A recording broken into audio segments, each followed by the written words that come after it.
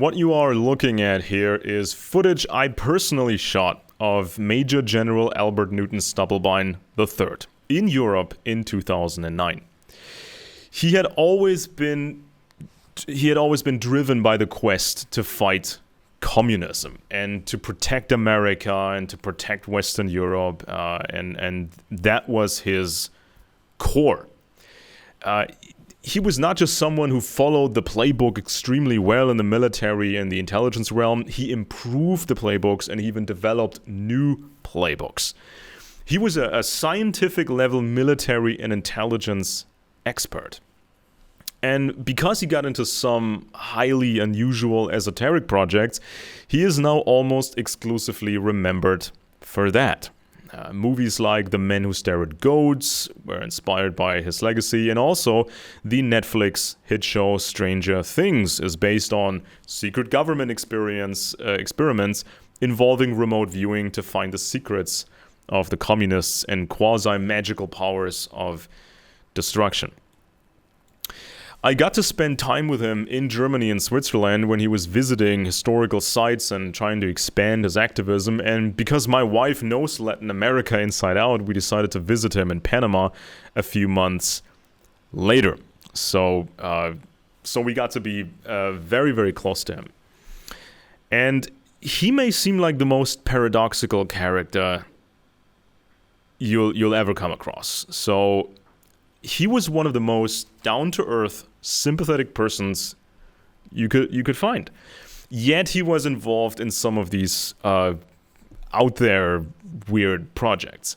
He was the ultimate patriot, yet he became the opponent of the US government and even left the United States. He was a leading intelligence professional, yet he became entangled in some highly problematic ideas.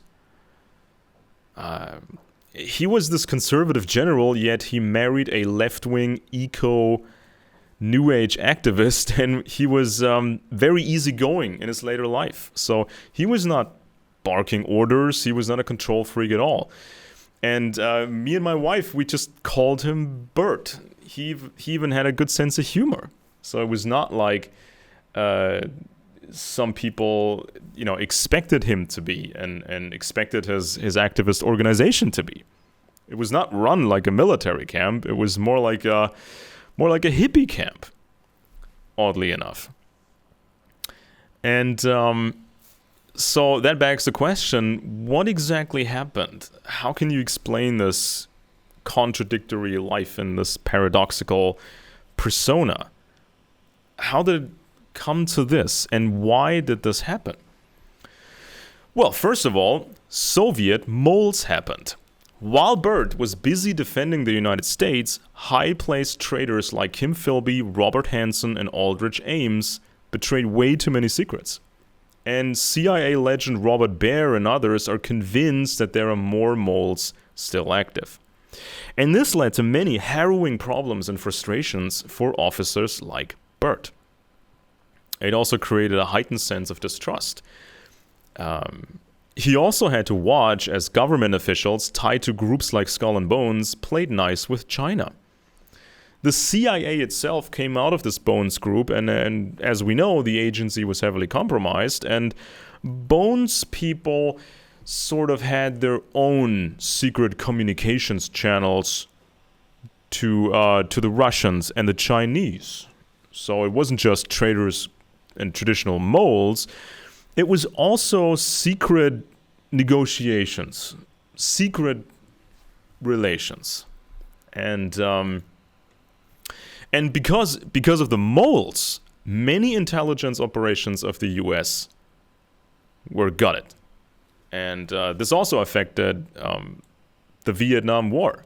Imagine how frustrating it must have been for Bert Stubblebine to work day in, day out, trying to fight the communists, and still missions fail, or they don't go as planned. And, South Vietnamese die, American young soldiers die. The bodies get sent home in bags. And so imagine the frustration, imagine the feelings of guilt and uncertainty, somebody like Byrd must have thought about his own performance all the time. You know, did he mess up? Could have he done a better job? Was he responsible for these dead Americans, and so on and so forth? And this is not an easy thing to deal with. And this is also one of the reasons he then got into this New Age stuff, or people lured him in to this New Age stuff. So because of the moles, the CIA didn't have any significant assets anymore in the Middle East in the 1990s. Counterintelligence at home was also ruined, and when the FBI was investigating some of the Al-Qaeda operatives before 9/11 who wanted to learn how to fly big airplanes, the leads were passed to the special division at the FBI, stuffed into a pile of 3,000 other leads, and two analysts were supposed to check them all. FBI agents could not even get a warrant to search the laptop of Zakaria Moussaoui. FBI agent Ken Williams suspected an entire network of Qaeda operatives at flight schools. And the one responsible for handling all of this was Dale Watson. He retired from the FBI in 2002 to join the consulting firm Booz Allen Hamilton. Watson was also a big guy at the CIA, and he was close to these Bones people. So to any intelligence professional, the memory of the moles like Ames and Hansen was still fresh. So did moles sabotage the investigation into Al-Qaeda? And after 9/11, we saw all kinds of bad developments. Experts warned that waging war against Afghanistan and Iraq would be counterproductive, radicalizing a whole generation of Muslims to hate the US and Israel. So, is it any wonder that Byrd was getting into some of that 9/11 stuff and he was very, very skeptical? It's not that surprising, actually. And it's not surprising that Byrd was becoming increasingly concerned with traitors who could be anywhere. So it's not wise to confuse this professional mentality with cliche Cold War retro paranoia in the sense of Stanley Kubrick's Dr. Strangelove movie. Some traitors like Hansen were motivated by money, some like the Rosenberg atomic spies by ideology, and some may be seeking secret cooperation deals with the Russians. So Byrd was not happy with the way he was treated by the army. I mean, he was a highly decorated guy, gave his entire life to the military. He was part of the staff of the Military Assistance Command Vietnam. He was awarded the Legion of Merit and the Bronze Star Medal for his service in the Vietnam War. He participated in a special task force that defined the requirements of the U.S. Army for future conflict, and by 1980 he commanded the Electronic Research and Development Command, ARADCOM. He was also a candidate for the next chief of the NSA. And so his interest in these out there experiments like remote viewing, that was a niche in the military, but this was part of a much, much larger sphere involving many influential people from leading universities, and he felt he was treated unfairly despite his long and celebrated career. Now, he got into trouble because apparently during these experiments, some people who didn't have the necessary security clearance were accessing or potentially accessing these SCIF facilities, these secret compartmented facilities. And so usually any officer could get into major trouble for these breaches. And so this is not something to be taken lightly, especially if there's a chance that these esoteric advisors and these people, that they were somehow infiltrated by Soviet or Russian intelligence. If they can get their assets into a SCIF, then, it's really bad.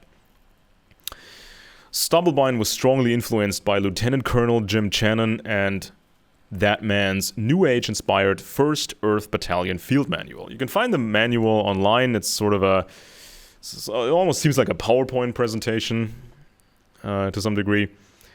And Channon was in California in the 70s, and he was working with people from the Human Potential Movement.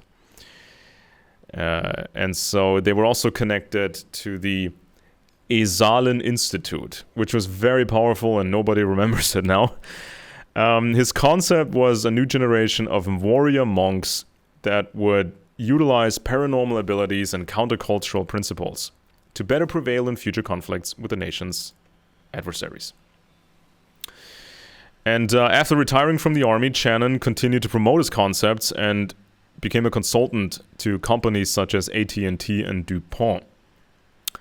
The human potential movement was connected to the counterculture of the 1960s, and there was a heavy CIA influence.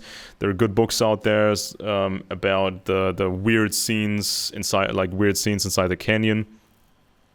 Lots of LSD was provided, and the parents of these famous rock musicians, they were usually from the military and from intelligence organizations. So it was a heavy government involvement in this counterculture movement. Michael Murphy and Dick Price founded the Esalen Institute in 1962, and this was sort of a major hub for very influential people. Aldous Huxley gave lectures at Esalen Institute in the 1960s, and his writings and lectures are about mystical dimensions, psychedelics. He called it a perennial philosophy and all that stuff. And so the question is, did Bert try out psychedelics? Did somebody slip him something? Did somebody put something in Bert Stubblebine's glass? That is conceivable. He might have been lured into it because of feelings of guilt and stress and trauma and frustration. Because these people in these movements, they were connected to leading research on treating people with depression and trauma and PTSD, treating them with psychedelics and MDMA, stuff of that nature. So imagine if these scientists can present results of their research. They've been treating soldiers that came back from Vietnam, and they were able to help these soldiers. Now, this is something that was probably something very impressive to this seemed to impress Bert Stubblebine, so maybe he was willing to try it out himself. So it seems likely that Bert was seeking relief and some new ideas, and it's likely the CIA may have run a secret program to lure people like Bert into soul-seeking esoterics, because for the CIA that seems much safer than having professionals like Bert around who are very, very frustrated. For Soviet intelligence, it also made sense to build or infiltrate these feel-good human potential groups, because this was possibly a way to get close to American military officers and get inside their heads.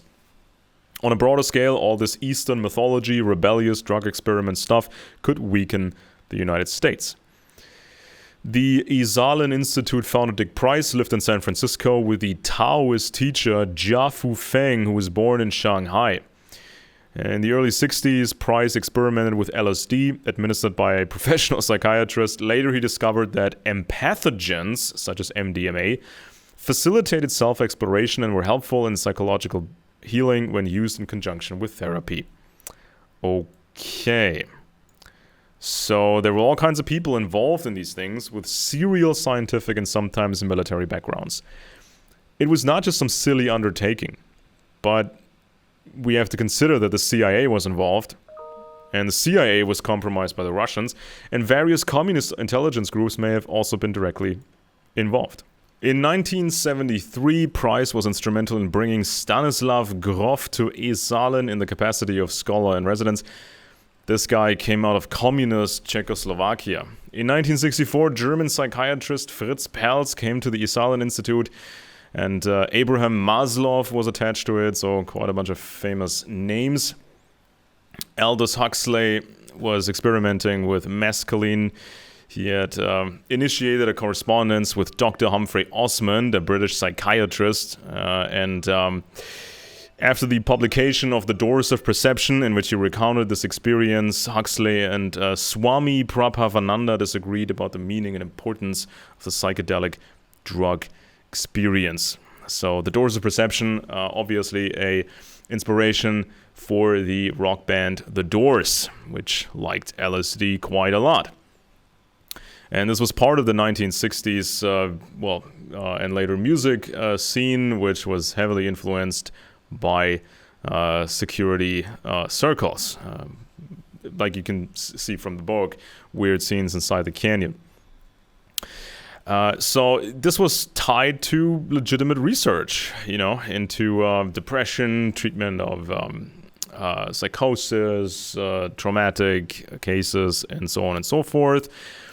But there was also some religious aspect to it. And there was also a reference to the ancient world and these ancient mystery cults, which also used a lot of psychedelic drugs. And so there was always a way for people to get interested. Now, in the intelligence world, it's often about figuring out what somebody wants, what he craves, and then seemingly providing that what is missed. So there's always a way to approach anyone. So then it was a connection to Timothy Leary and Richard Alpert in the 1960s, the research work with psychedelic drugs at Harvard, again, leading universities. Alan Watts, an English-speaking American writer, or an English a guy who came from England. He attended the King's School in Canterbury. He missed his opportunity to get into Oxford. He spent his time with the Buddhist lodge under the tutelage of a rascal guru named Dmitri Mitrinovich. The latter was attached to the British New Age magazine alongside Ezra Pound. Mitrinovich was himself influenced by the Russian Peter Demyanovich Uspensky and also by the infamous Gurdjieff. Uspensky spent time in London, was attached to the wife of Lord Rothermere. Very powerful circles there. In Istanbul, Gurdjieff met his future pupil, Captain John Bennett, then head of the British Directorate of Military Intelligence. And Mr. Bennett describes his impression of Gurdjieff as follows. In Gurdjieff, East and West do not just meet, their difference is annihilated in a world outlook which knows no distinctions of race or creed. Interesting. According to a journalist in the 1930s named Rom Landau, he was told at the beginning of the 20th century that Gurdjieff was a Russian secret agent in Tibet. Now, it's difficult to reconstruct exactly what happened and who was working for whom at the time, but at least people were concerned with old school espionage using esoteric circles. So all these California circles and other elite circles, they became important in the general esoteric movement. So if you're into yoga, it sort of goes back to that. If you're into left-wing esoterics, right-wing esoterics, it all goes back to the same circles. And also, you see a bunch of these names popping up again in the UFO alien activist movement. And there was also Soviet penetration of the UFO activists because of, Air Force technology. And the Air Force FOSI office fought back by infiltrating the activist circles and trying to find communists and other spooks. In 1979, Esalin began the Soviet-American exchange program, later renamed Track 2. Imagine that, a Soviet-American exchange program. I mean, imagine the espionage that must have been going on with that thing. But it's also something that reminds us of these secret channels that, for example, the Skull and Bones network had with the East. So it's not just traditional espionage, it's also these secret channels. This initiative came at the time when the Cold War tensions were at their peak. The program was credited with substantial success in fostering peaceful private exchanges between citizens of the superpowers. In the 1980s, Michael Murphy and his wife were instrumental in organizing the program with Soviet citizen Joseph Goldin in order to provide a vehicle for citizen-to-citizen relations between Russians and Americans. Interesting. In 1988, Esalin Institute brought Abel Aganbegian, one of Mikhail Gorbachev's chief economic advisors, to the United States. In 1989, Esalin Institute brought Boris Yeltsin on his first trip to the United States, although Yeltsin did not visit the Battailon facility itself. Battailon also arranged meetings for Yeltsin with the then President George H.W. Bush, who used to run the CIA, who was a member of Skull and Bones, as well as many other leaders in business and government. Now, we know today that there was secret negotiations going on in the 1980s. Secret negotiations between, the East and the West to figure out what would happen, if the wall came down and all that. And so there was a great demand for East-West convergence, appeasement, and all that stuff, which is exactly what you saw during the Yeltsin era and even the early Putin era. I mean, the KGB was allowed to move significant amounts of money to the city of London and all these things. You saw the pipelines in Europe and all these things. So this is kind of the dimension of this stuff. And Battailon had also other programs with China, exchanges with China, Muslim programs, and so on and so forth. So then you had people like Stuart Brand, American writer best known as the editor of the Whole Earth catalog. He was heavily into LSD and the rock bands. Steve Jobs from Apple ended his 2005 commencement address at Stanford University by acknowledging both Stuart Brand and the Whole Earth catalog. And this catalog was an inspiration for the First Earth Battailon Operations Manual by U.S. Army Lieutenant Colonel and New Age futurologist Jim Channon. And that was the influence for Bert Stubblebine. It seems like Channon more or less recruited Bert Stubblebine for all of this.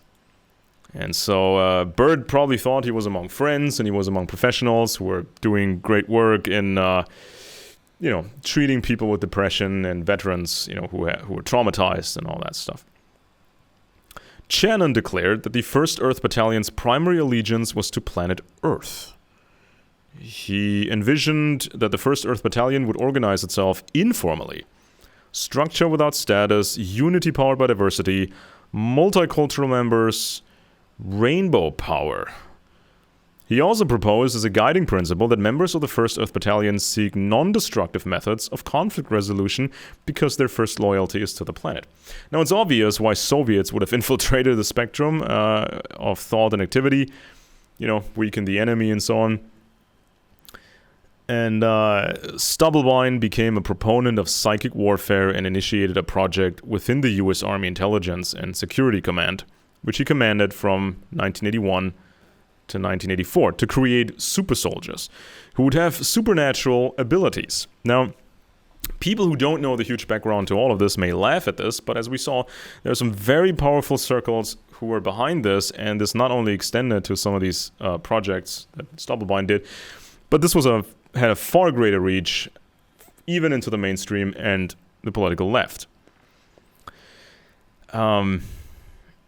A key sponsor of the Stargate project, a remote viewing project at Fort Meade, Maryland, Stubblebine was convinced of the reality of a wide variety of psychic phenomena. Stargate project was terminated in 1995. CIA thought it didn't work. And but for a time, physicists like Russell Targ and Harold Puthoff began testing psychics in 1972, including the later celebrity Israeli Uri Geller. So this apparently created some interest from the U.S. Department of Defense. Many people still believe in remote viewing, and the Netflix hit show Stranger Things used that as well for the plot line.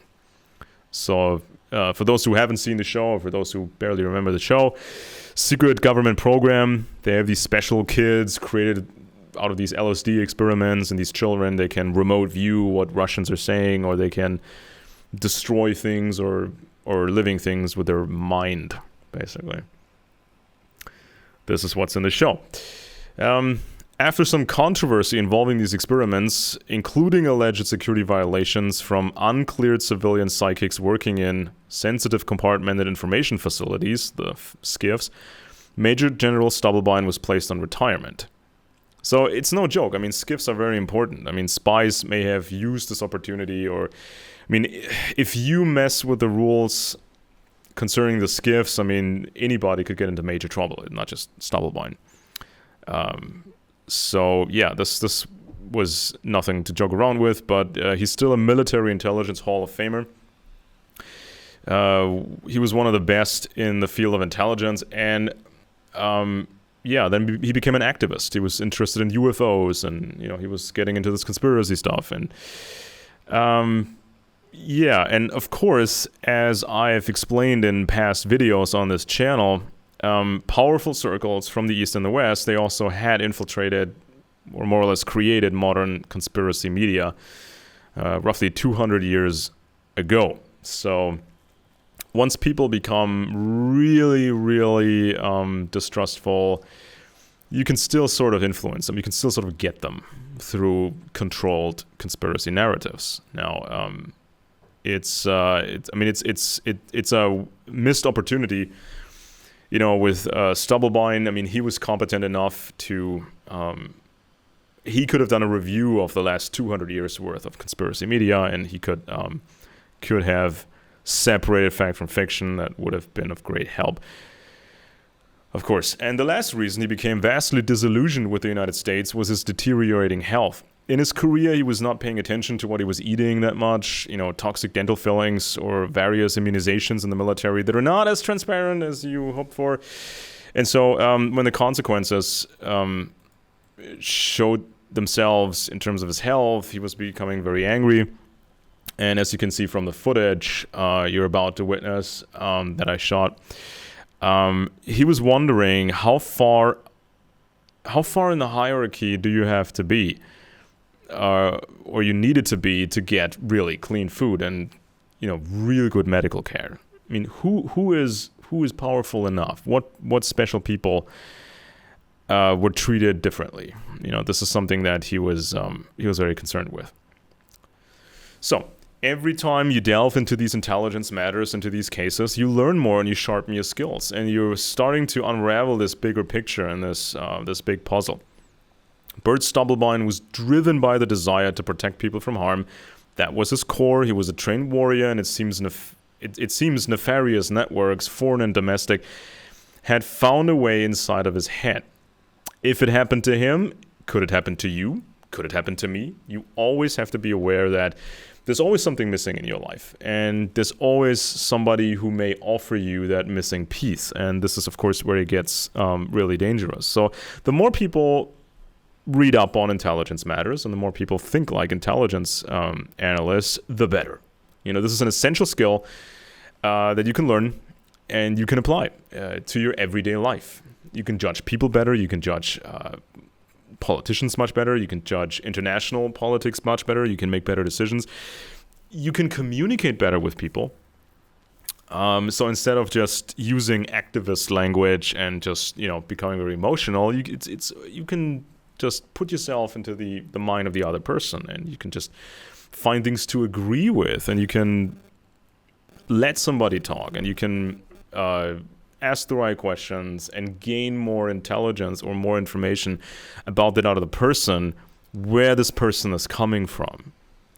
Because usually, I mean, most people are normal. They want good things, not just for themselves. They want stability and peace. And it's this ideological warfare that happened where people hate each other, and everybody thinks they are battling the grand conspiracy, and everybody, every group accuses the other groups of being part of the grand conspiracy. And so it's very important you understand exactly what is what and how what works. Very interesting life by Mr.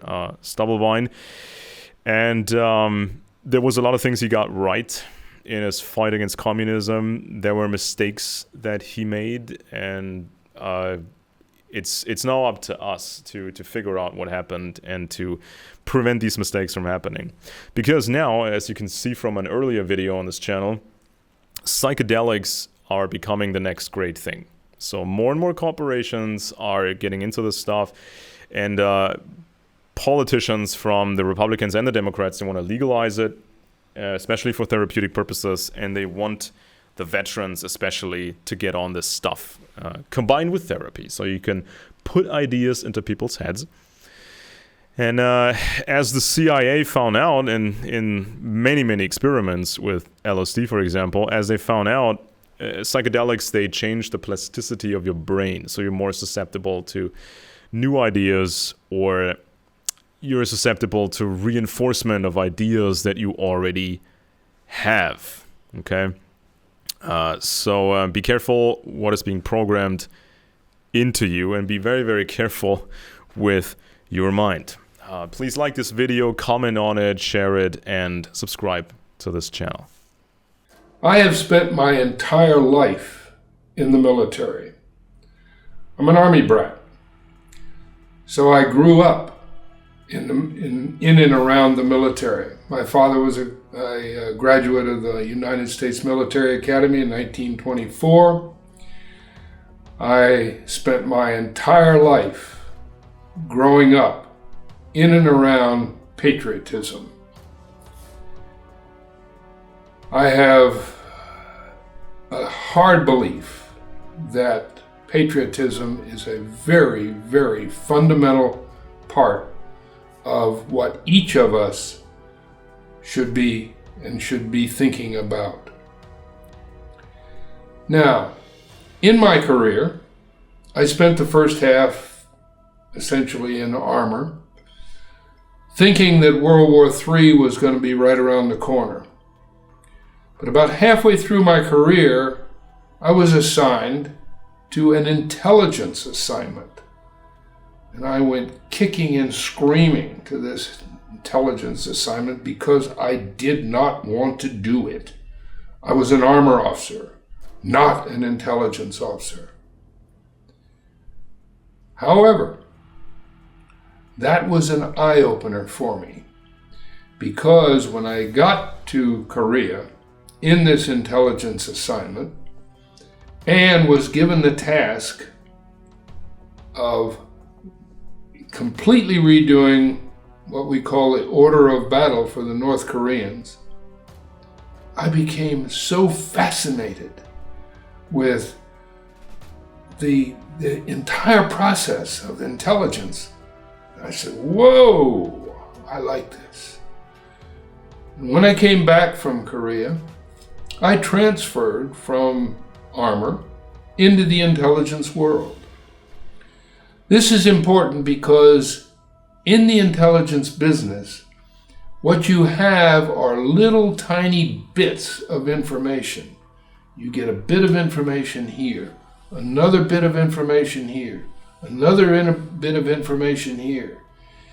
And until you have enough of those bits, you don't know what the picture is. So what's the purpose of the intelligence business? First of all, is to ensure that you are never surprised by the enemy.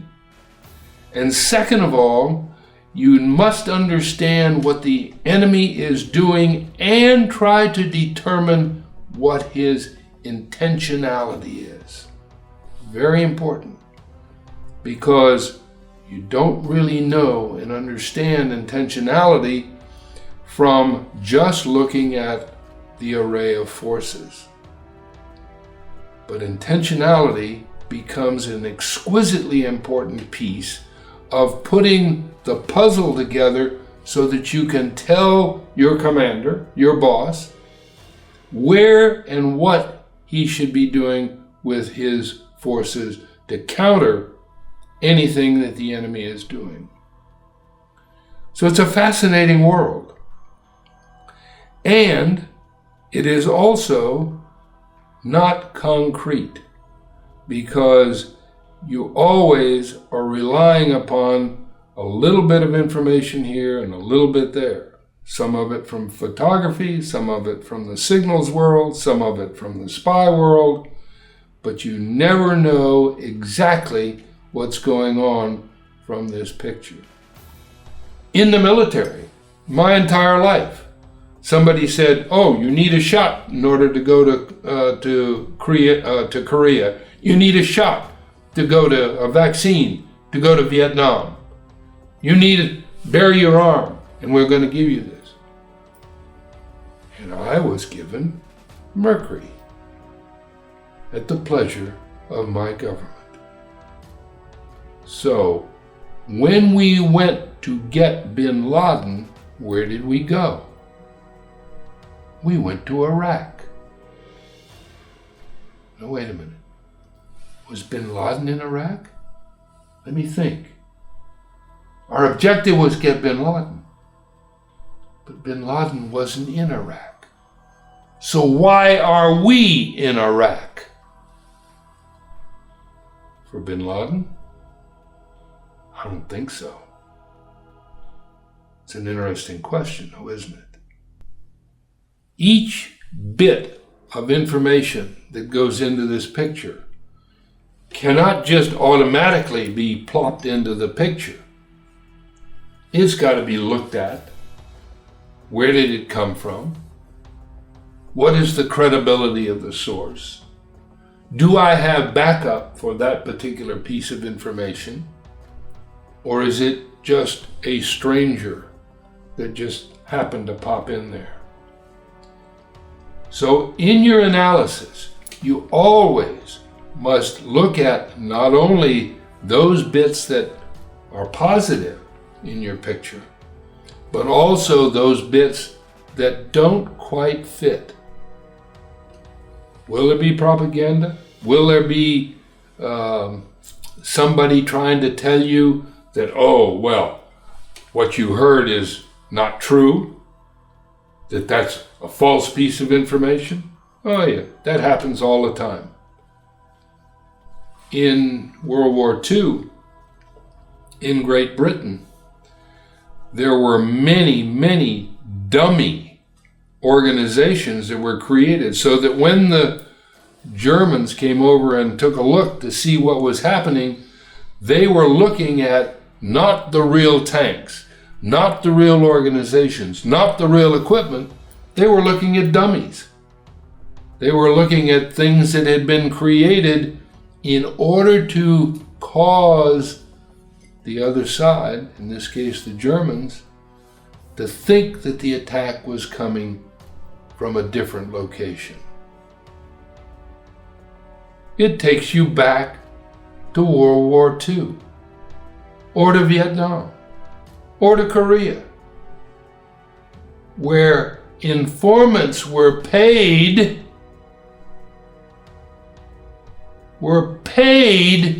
for information, where informants were patted on the head for providing information about the enemy. Did you ever believe that you were the enemy because you wanted to put a high potency vitamin or mineral into your body? Did you become an enemy? An enemy of the state? And your neighbor can become the informant that you're doing that.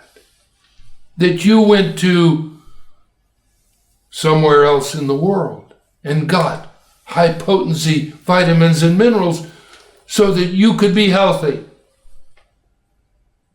I spent my entire life defending all of our freedoms. If you think I'm not upset now with the fact that I'm losing those freedoms for the sake of profit somewhere else, as a young lieutenant, and this takes me back a long way, I was in a tank unit, 67th Tank Battalion to be exact.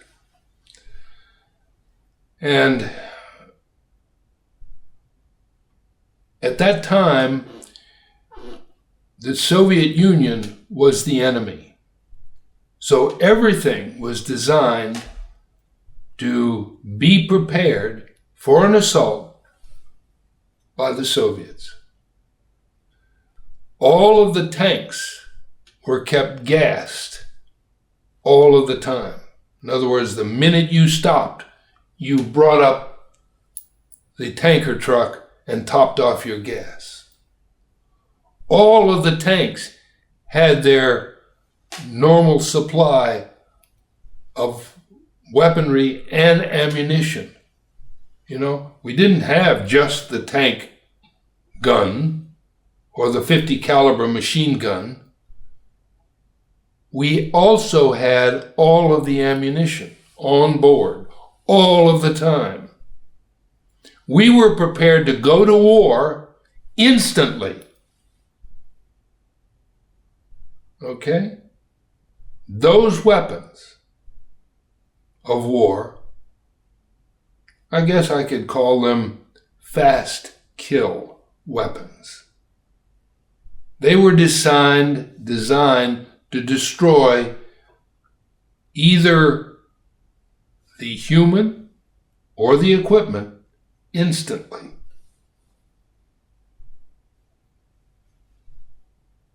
Okay. What's going on today with food? Is food being designed as, and I've talked about weaponized food, is it being designed as a killing mechanism? Let me take you back to a period in my life when I was a colonel at the time, full colonel.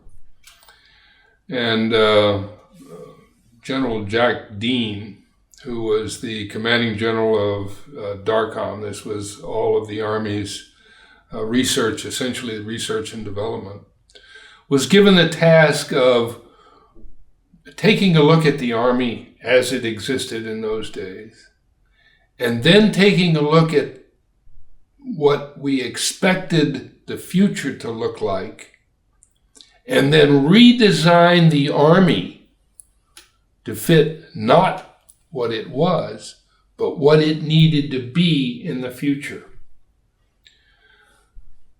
I guess I was fortunate enough, or was selected anyway, to be the intelligence officer on that task force. So I was deeply involved in developing what the Army of the future would look like. Very, very interesting process, because you had to not only look at where you were at that moment, but you had to look out into the future to see what the weapons would be, what the organization would be, what the environment would be, where you would be fighting. And then design each part of the Army to make sure that what you needed would be available at that time. Very, very interesting process. So if you're designing a food as a weapon, you would think about all of these pieces. First of all, I don't tell you what it is. Second of all, I don't know what the reaction is. Third of all, it's going to take time to impact my body. But the bottom line is, it's a weapon. It's a weapon that you don't even know you're the target for. You don't know that somebody is trying to not improve your health, but rather ruin your health. This is how you think about, and it's exactly how we were thinking about the war of the future. Only at that time, we were thinking that the enemy was some other aggressive state, not your own government, not a hidden danger authorized by your government.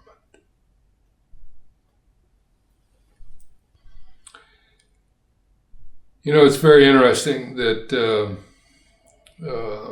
we've been talking about war, we've been talking about armies, and everybody sort of assumes that, yeah, you got the Soviet Union army and the NATO army, and you had to make sure that that war never occurred, so you played all kinds of war games.